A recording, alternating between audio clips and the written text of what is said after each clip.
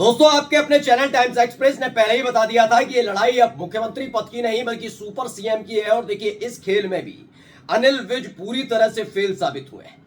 उनके एक एक विधायक अब किसी भी कीमत पर बगावत न कर पाए हैं। इसीलिए नायाब सिंह सैनी ने वो दो बड़े विभाग अपने पास रख लिए जो कभी अनिल विज की न केवल शोभा बढ़ाया करते थे बल्कि पूरे हरियाणा में अनिल विज की तूती बोली बोला करती थी।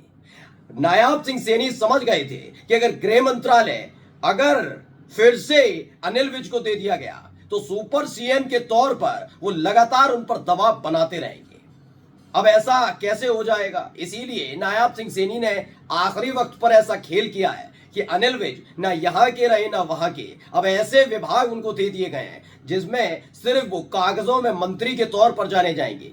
अनिल विज समझ गए कि अब उनको राजनीतिक तौर पर हाशिए पर डालने की पूरी तैयारी हो गई है। नमस्कार, मैं हूं प्रज्वल गौतम और आप देख रहे हैं टाइम्स एक्सप्रेस। मैं पूरी जिम्मेदारी के साथ अपने चैनल पर कह रहा हूं कि अब हरियाणा के अंदर किसी भी बड़ी बगावत की कोई गुंजाइश बाकी नहीं रहती।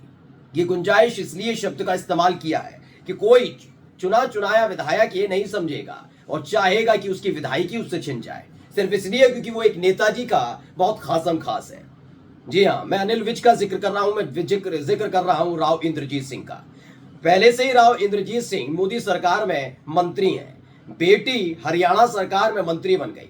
अब ऐसे में वो तो करेंगे नहीं कि 15 विधायकों के साथ इधर उधर भागे, जब वो भी तब जब गृह मंत्रालय और वित्त मंत्रालय जैसा विभाग नायाब सिंह सैनी के पास। जी हाँ, हुआ क्या कि अनिल विज के साथ खेल हुआ है। पहले देखिए खबर का तरीका, देखिए क्या लिखा जी भारत ने।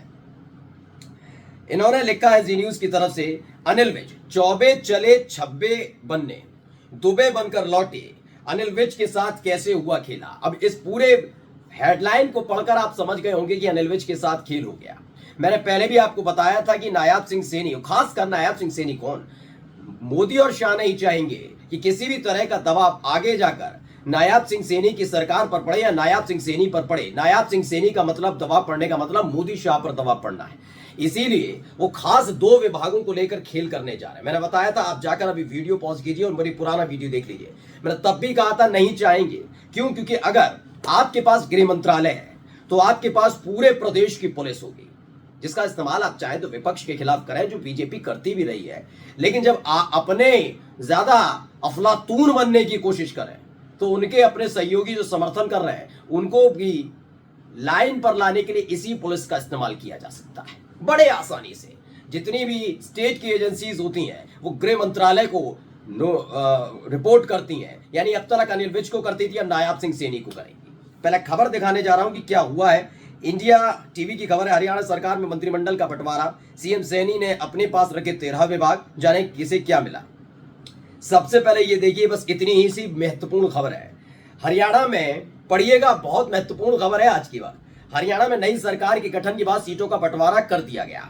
मुख्यमंत्री नायाब सिंह सैनी ने अपने पास 13 विभाग रखे। ये बड़ी बात नहीं कि 13 विभाग रखे, 16 रखे, 50 रख लें, लेकिन जो महत्वपूर्ण विभाग हैं वो अपने पास इसलिए रखे हैं कि कभी भी अनिल विज के तेवर अगर तल्ख होते हैं तो उनके विधायक चाहकर भी इधर उधर न भागे। कैसे? पढ़िए, सीएम के पास गृह विभाग है, ठीक है, यानी पूरे हरियाणा की पुलिस अब इनके इशारे पर काम करेगी, अनिल विज के इशारे पर नहीं, सीएम के इशारे पर। अगर अनिल विज का कोई विधायक, अनिल विज अगर तेवर दिखाते हैं और अपने 20 विधायकों के साथ खेल करने की कोशिश करते हैं तो एक एक विधायक पर आसानी से उनकी लगाम कसी जा सकती है। इसलिए गृह विभाग बहुत जरूरी है। दूसरा देखिए, वित्त विभाग। मैंने आपसे कहा ना, खेल सारा कभी कभी खरीद फरोख्त का भी होता है। ऊपर नीचे अगर मान भी लिया जाए, कुछ ज्यादा ही इनके बहुत करीबी निकल आए। 48 विधायकों में से एक अनिल विज अगर वो जाते हैं तो 47। अगर 2-3 विधायक भी इधर उधर खेल करते हैं तो इस वित्त मंत्रालय के इस्तेमाल से सरकारी खजाना खोलकर दूसरी पार्टी के विधायकों को तोड़ने में आसानी हो, इसका भी पूरा प्रबंध और जुगाड़ कर लिया गया है। यानी वित्त विभाग भी अनिल विज को नहीं दिया गया कि आखिरी वक्त पर इन्होंने इधर उधर किया तो खेल बिगड़ सकता है। तो क्या किया, वो विभाग भी अपने पास रखा।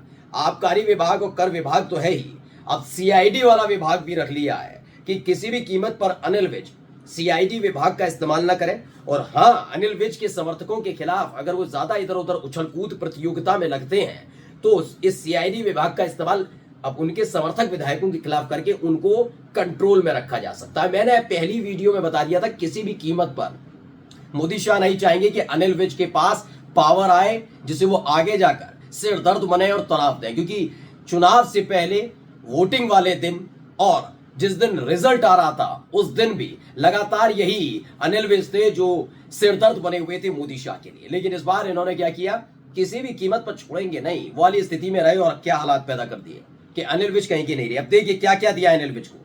वहीं वरिष्ठ नेता अनिल विज को इस बार 3 ही विभाग दिए गए। उनके पास बिजली विभाग है कि लाइन जोड़िए, तार जोड़िए, तमाम चीजें। परिवहन दिया गया है कि बस की व्यवस्था देखिए, आने जाने वाली व्यवस्था देखिए बस।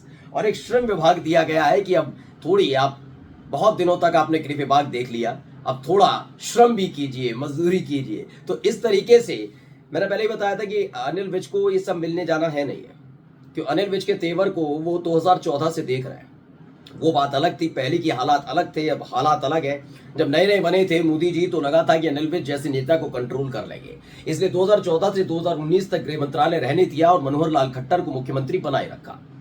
2019 के बाद दोबारा जब अल्पमत में आए, जब पूरी सीटें नहीं आई बीजेपी के पास, तब जोड़ तोड़ से बनाया तो सही और अनिल विज को समझाकर फिर से दे दिया गया कि कहीं से बगावत ना कर दें। लेकिन इस बार के तेवर बड़े तल्ख थे। जब नायाब सिंह सैनी को मुख्यमंत्री बनाया था तो मीटिंग चल रही थी, उस मीटिंग को छोड़कर चले गए थे। ये मोदी शाह समझ गए थे कि इस बार जो चुनाव होगा उसके बाद अनिल विज को अगर बहुमत में सरकार आ जाती है, उनको तो पहले लगा था कि ज्यादा सीटों पर हम खेल कर लेंगे तो उस आधार पर हो जाएगा, लेकिन यह हुआ नहीं। 48 में से 20 विधायक अभी भी अनिल विज के खासम खास माने जाते हैं। लेकिन खबर अब यह है कि अनिल विज के वही विधायक थोड़े असमंजस में पड़ गए कि कहीं ऐसा ना हो कि अनिल विज की तरफदारी या वफादारी करते करते उनकी एक तो विधायकी चली जाए और उल्टा खेल बिगड़ जाए, क्योंकि विधायकों की कमी अब रहने वाली नहीं है। जब आप सत्ता में होते हैं, और खासकर मैं बीजेपी के लिए जिक्र करता हूं, जब बीजेपी जैसी पार्टी सत्ता में होती है तो इन तमाम एजेंसीज और इन तमाम चीजों का इस्तेमाल आसानी से करती रही है। और वो तो खुलासा केंद्र की सरकार का हो ही चुका है कि जिनके यहाँ ईडी, सीबीआई, इनकम टैक्स के छापे पड़ते हैं, वो बाद में आगे आकर बीजेपी को चंदा दे देते हैं। तो ये अपने विधायकों को कैसे छोड़ देंगे? तो आखिरकार लगाम कसने के लिए, अनिल विज की लगाम कसने के लिए ऐसे विभाग दे दिए गए हैं जो हैं तो विभाग ही, हैं तो जनहित से जुड़े विभाग ही, मंत्री वाले विभाग ही, लेकिन उनमें उतनी ताकत नहीं है कि बगावत का झंडा किसी भी कीमत पर अनिल विज बुलंद कर पाए। यही एक वजह है जिसके चलते अनिल विज को अब मंत्री तो बनाया, लेकिन वो उस रसूख के साथ अब हरियाणा सरकार में नहीं रह पाए। यानी एक जगह नहीं, 2 जगह नहीं, अब आप समझिए कुल मिलाकर अनिल विज के साथ 6 से 7 बार ठगी की गई है। कैसे? 2014 में नहीं बने मुख्यमंत्री, 2019 में मुख्यमंत्री नहीं बने, 2024 में नायाब सिंह सैनी बना दिए, फिर चुनाव जीते तो नायाब सिंह सैनी बना दिए, फिर क्या हुआ, 5वीं बार उनको कैबिनेट मंत्री बनाया, लेकिन विभाग वो नहीं दिया जिससे उनकी पहचान हुआ करती थी। नमस्कार।